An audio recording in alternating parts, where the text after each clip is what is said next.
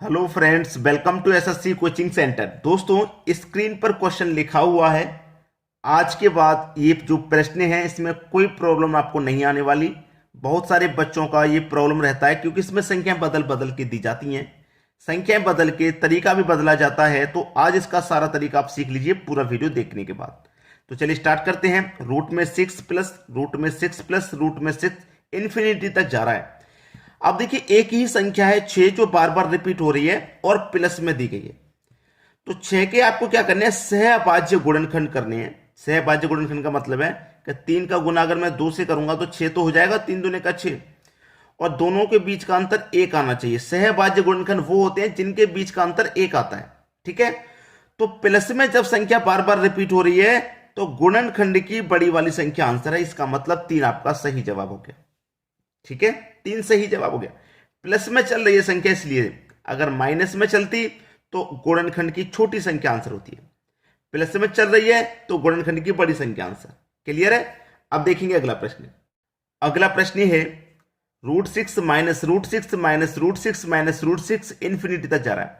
अभी अभी जो प्रश्न हमने देखा बिल्कुल वैसा ही है। फर्क क्या है इसमें, वो प्लस में चल रहा था और ये माइनस में चल रहा है। इसके भी क्या करेंगे, 6 के गुणनखंड करेंगे तो गुणनखंड वही आ जाएंगे, 3 के गुने में 2। ठीक है, अब यहां पे जब माइनस में चल रहा है तो मैंने क्या बताया, गुणनखंड की छोटी वाली संख्या आंसर होती है। इसका मतलब इसका आंसर 2 हो गया। इसका आंसर क्या हो गया, 2। अगर प्लस में चलती तो बड़ी संख्या आंसर, माइनस में चल रही है तो गुणनखंड की छोटी संख्या आंसर। लेकिन गुणनखंड आपको ऐसा करना है कि दोनों संख्याओं के बीच का अंतर 1 आ जाए। जैसे 2 और 3 का बीच का अंतर 1 हो गया, ऐसे गुणनखंड करने हैं आपको, याद रखना। अब देखेंगे अगला प्रश्न। अगला प्रश्न है √7 इन्फिनिटी तक चलता जा रहा है। अब यहां पे 7 रिपीट तो हो रहा है, लेकिन ना तो प्लस में रिपीट हो रहा और ना ही माइनस में रिपीट हो रहा। अगर प्लस प्लस चलता है इसके साथ तो हमें पता है क्या करना है, माइनस माइनस चलता तो भी पता है क्या करना है। लेकिन यहां पे क्या है, यहां पे 7 संख्या है जो ना प्लस में है ना माइनस में चलती जा रही है। याद रखना, ऐसा कोई प्रश्न आ जाए तो उसका आंसर वह स्वयं संख्या ही होती है। इसका मतलब 7 ही आपका सही जवाब है। कोई भी संख्या हो, ठीक है, कोई भी संख्या हो और वो इनटू में चल रही है, जब कोई साइन नहीं होता है दो संख्याओं के बीच में तो इनटू का साइन माना जाता है। जैसे यहां पे डॉट लगा हुआ है इस तरीके से, तो इनटू में चल रहा है। जब याद रखना कि जब ना प्लस हो ना माइनस हो और एक ही संख्या रिपीट होती जा रही है तो वो स्वयं उस संख्या का आंसर होती है। वो स्वयं उस संख्या का आंसर होती है। चलिए अब देखेंगे अगला प्रश्न। अगला प्रश्न है 3√7 3√7 3√7, ये चलता जा रहा है। ठीक है, अब ये सबसे ज्यादा परेशान करता है, लेकिन आज इसकी परेशानी खत्म बिल्कुल। आपको क्या करना है, ये जो अंदर वाली संख्या 7 इसको लिख लेना है। ये लिख लीजिए। लिखने के बाद में ये जो बाहर वाली संख्या 3 है ना, तो 3 की पावर 2 प्लस 3 की पावर 1 प्लस 3 की पावर 0 तक लिखना है। ठीक है, 2 1 0 इस तरीके से लिखना है। कहने का मतलब ये है मेरा यहां पे कि यहां पे मेरे पास जो 3 था उससे एक कम पावर लेके चलना है। अगर यहां पे मेरे पास 4 होता तो 4 से एक कम पावर 3, यहां 5 होता तो 5 से एक कम पावर 4 लेते। ठीक है, लिख लिया। लिखने के बाद में क्या करना है, ये जो 3 है 1 2 3 बार रिपीट हो रहा है। 1 2 3 बार चल रहा है ना, कितनी बार रिपीट हुआ, 1 2 3, तो 3 की पावर 3 लिख दो। अगर ये 4 बार आया होता तो हम 4 लिख देते। याद रखना इस बात को। प्रश्न यही खत्म, अब कुछ नहीं है प्रश्न में। देखिए 7, 3 की पावर 2 का मान 9, 3 की पावर 1 का मान 3 प्लस 3 की पावर 0 का मान 1 होगा। ठीक है, याद रखना। बट्टे में आ जाइए, 3 की पावर 3 का मान 27। ठीक है, चलिए ये 7 हो गया।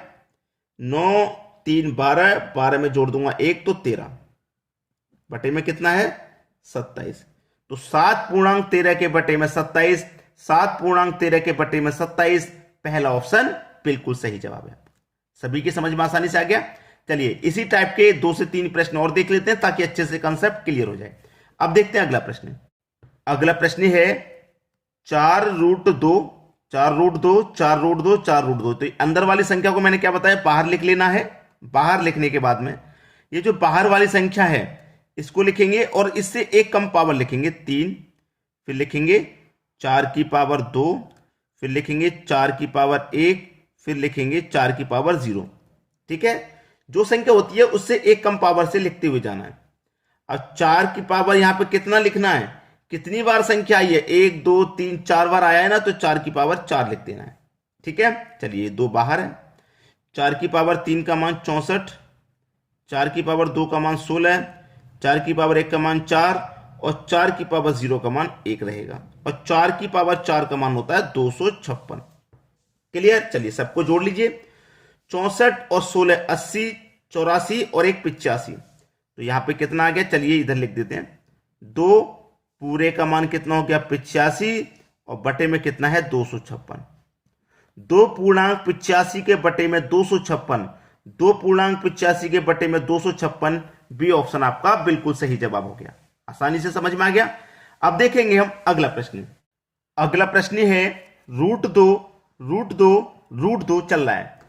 अब आपको यहां पे बाहर कोई संख्या नहीं दी गई है ना, नहीं दी गई है, लेकिन आपको अच्छे से पता है कि रूट जब है तो इसका मतलब यहां पे 2 है, यहां पे 2 है, अच्छे से आपको पता है। यहां पे कोई संख्या नहीं दी जाती है तो उसका मान यहां पे 2 होता है। यह बात आप अच्छे से जानते होंगे। जब यहां कोई संख्या नहीं है बाहर तो इसका मान यहां पे 2 होता है, आपको अच्छे से पता है। तो ये 2 ले लो बाहर। ठीक है, ये 2 ले लिया आपने बाहर। ठीक है, ये वाला 2 बचा है, ये वाला 2 आ जाएगा यहां पे। 1 2 3 बार संख्या है, संख्या कितनी है भैया 3 बार, 3 बार है ना, तो 2 से स्टार्ट करेंगे, प्लस 2 की पावर 1 प्लस 2 की पावर 0 बटे में क्या आ जाएगा, आपके पास ये 2 है ना, कितनी बार रिपीट हुआ है 1 2 3 बार रिपीट हुआ है, तो 2 की पावर 3 ले लेंगे। बस प्रश्न को खत्म कर दीजिए। 2 की पावर 2 का मान 4 प्लस 2 की पावर 1 का मान 2 प्लस 2 की पावर 0 का मान 1 बट्टे में 2 की पावर 3 का मान 8। कर लो भैया सोल्व। 4 और 2 6 और 1 7 बट्टे में 8, 2 पूर्णांक 7 बट्टे 8, 2 पूर्णांक 7 के बट्टे में 8। पहला ऑप्शन सही हो गया। तो ये जरूरी था सीखना, ताकि यहां पे अगर कोई संख्या नहीं है बाहर तो आपको मालूम होता है कि यहां 2 होता है। क्लियर है। अब देखेंगे अगला प्रश्न। अगला प्रश्न है, अभी अभी जो प्रश्न देखते हुए आ रहे हैं बिल्कुल वैसा ही है, कोई इसमें दिक्कत परेशानी वाली है नहीं है, नहीं है ना, कोई बात नहीं। तो यहां पे आपको अच्छे से पता है कि यहां पे क्या रहेगा, आपका 2 रहेगा। जब कोई संख्या नहीं दी गई है तो इसका मतलब यहां पे क्या रहेगा, आपका 2 रहेगा। ठीक है, आपके यहां पे क्या रहेगा 2 रहेगा। तो अंदर वाली संख्या को ले लो बाहर, यहां 3। ठीक है, ले लिया एक बात, यहां क्या आ जाएगा 2। अब 1 2 3 4 बार आई है संख्या, कितनी बार आई 4 बार, तो 2 की पावर 1 कम लेंगे 3 लेंगे, फिर 2 की पावर 2, फिर 2 की पावर 1, फिर 2 की पावर 0 बटे में 1 2 3 4 बार है ना, तो 2 की पावर आ जाएगा भैया 4। क्लियर। 3, 2 की पावर 3 का मान 8, 2 की पावर 2 का मान 4, 2 की पावर 1 का मान 2 और 2 की पावर 0 का मान 1, 2 की पावर 4 का मान 16। 8 4 12, 12 2 14, 14 और 1 15, तो 3 15 बट्टे 16, 3 पूर्णांक 15 बट्टे 16, 3 पूर्णांक 15 बट्टे 16, डी ऑप्शन हो गया आपका बिल्कुल सही जवाब। बिल्कुल आसानी से समझ में आ गया होगा। क्लियर है सभी को। चलिए अब देखेंगे हम अगला प्रश्न। अगला प्रश्न है, यहां पे देखिए ये वही प्रश्न आ गया वैसा ही जो हमने बिल्कुल स्टार्टिंग में देखा था कि प्लस प्लस में संख्या चल रही है, 3 प्लस √3 प्लस √3 प्लस। तो हमने क्या बताया कि इस संख्या के ऐसे गुणनखंड कीजिए जिनके बीच का अंतर 1 हो। तो इसका गुणनखंड क्या होगा, 3 गुने 1 यही होगा, और बीच का अंतर आ रहा है 2, 1 तो नहीं आ रहा। इसके बीच का अंतर क्या 1 आ रहा है, नहीं आ रहा 1। क्या करें भाई, जब 1 नहीं आ रहा तो क्या करें, जब 1 नहीं आ रहा तो करना क्या रहेगा, फिर याद रखना फिर क्या करना रहेगा। देखिए हमारे पास 3 है, 3 है ना, गुणनखंड नहीं आ रहा। अगर 4 होता या 5 हो या 6 हो, जैसे कि अब हमारे पास 6 है तो 6 के तो गुणनखंड हो जाएंगे 3 दूने का 6, 3 दूने का 6, इसके तो अंतर 1 आ जाएगा, लेकिन इसका अंतर नहीं आ रहा। 4 का करूंगा भाई, 4 का करूंगा तब भी अंतर 1 नहीं आने वाला, 5 का करूंगा तब भी अंतर 1 नहीं आने वाला। तो उस सिचुएशन में, उस कंडीशन में क्या किया जाता है, याद रखना क्या किया जाता है। देखिए उसमें किया जाता है कि यहां पे 3 गुने 1 आ रहा है आपका, 3 गुने 1 आ रहा है। ठीक है, तो अंतर कितना आ रहा है, 2 आ रहा है ना, अंतर कितना आ रहा है 2, तो 2 और ये 3, ये हो जाएगा इसका आंसर। 2 एंड 3, 2 एंड 3 तो भाई देखिए यहां पे प्लस में चल रहा है, बड़ी संख्या तो रहेगी, लेकिन अंतर 2 का आ रहा है ना, तो ये 2 भी रहेगा साथ में। क्लियर है। अब देखते हैं अगला प्रश्न। अगला प्रश्न है, प्रश्न बिल्कुल वैसा ही है, 5 प्लस 5 प्लस 5 प्लस इस 5 के क्या करने हैं आपको, गुणनखंड करने हैं। तो 5 के गुणनखंड भैया क्या आ जाएंगे, 5 के गुणनखंड आ जाएंगे 5 गुने 1। 5 के गुणनखंड 5 गुने 1 ही तो आएगा भाई, बताइए आएगा कि नहीं आएगा। 5 के गुणनखंड 5 गुने 1 आएगा। तो भाई यहां पे तो अंतर 1 भी नहीं है, 2 भी नहीं है, 3 भी नहीं है, 4 है इसका अंतर। इसका अंतर क्या आ रहा है, 4 आ रहा है। ठीक है, अब क्या किया जाए इस कंडीशन में, क्या आपका आंसर रहेगा, इसका 2 and 3 आंसर रहेगा।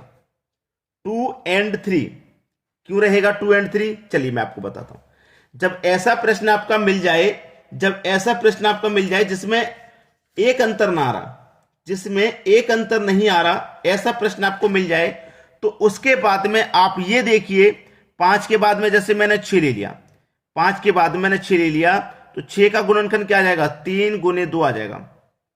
ठीक है, 5 के बाद में कौन सी संख्या ऐसी आ रही है जिनके बीच का अंतर 1 आ रहा है, 5 के बाद में कौन सी संख्या ऐसी आ रही है, ठीक है 6 आ रही है जिसका अंतर 1 आ रहा है गुणनखंड का, तो 2 और 3 आए ना इसके गुणनखंड, तो 2 और 3 इसका सही आंसर हो जाएगा। बिल्कुल वैसा ही कॉन्सेप्ट पिछले प्रश्न में था हमारे में, ऐसा ही पिछले में उसका 1 और 3 आ रहा था, जहां पे 2 और 3 आ रहा था, 2 और 3 हमने कर दिया। यहां पे याद रखना कॉन्सेप्ट क्या है कि 5 का तो नहीं आ रहा, 5 के बाद में किस संख्या का गुणनखंड आ रहा, 2 और 3 वही आंसर है, अंतर 1 आ रहा है ना, तो 2 और 3 आंसर हो गया। अब देखते हैं अगला प्रश्न। अगला प्रश्न है बिल्कुल वैसा ही है, 7 प्लस 7 प्लस चल रहा है, तो 7 के गुणनखंड करिए, 7 के गुणनखंड 7 गुना 1 होगा, तो इसका अंतर तो भाई बहुत बड़ा आ गया। लेकिन 7 के बाद में देखिए कौन सी संख्या ऐसी है, ठीक है जिनका अंतर 1 आ जाए, तो 7 के बाद में 12 है, 12 ऐसी संख्या है 4 गुने 3 जिनके बीच का अंतर 1 आएगा। उसके बाद में ना तो 8 का आएगा, ना 9 का आएगा, ना 10 का, ना 11 का, 12 का आएगा, जिसके बीच का अंतर 1 होगा। 12 ऐसी संख्या होगी 7 के बाद में, तो 3 और 4 इसका गुणनखंड आया, तो 3 और 4 ही आपका सही जवाब हो जाएगा। उम्मीद करूंगा कि आज का वीडियो आपको बहुत अच्छे से समझ में भी आ गया, किसी को कोई प्रॉब्लम बिल्कुल भी नहीं होगी। ठीक है दोस्तों, धन्यवाद।